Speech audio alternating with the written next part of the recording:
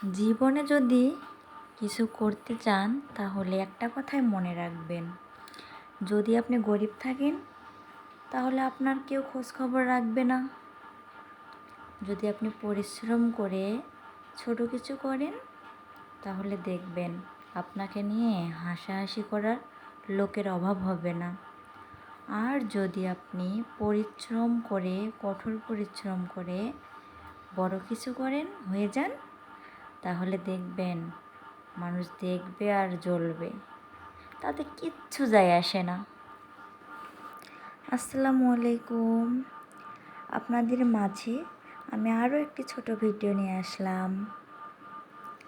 আজকে আমি রান্না করলাম মুরগির মাংস দিয়ে আলু, কারণ আলু আমার একটু পছন্দ, তো তাই 2টা আলু দিয়েছিলাম।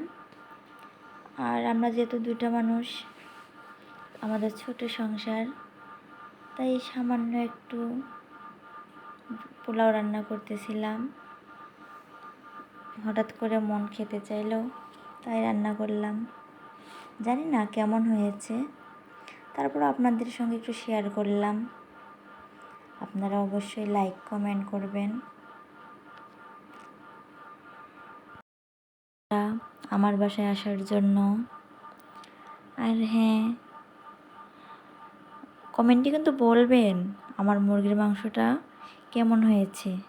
আমি কিন্তু রাঁধতে পারি না ভালো, তারপরও আপনাদের সঙ্গে শেয়ার করলাম যে আমার বন্ধুরা দেখি কি বলে আমি রাঁধতে পারি কি না।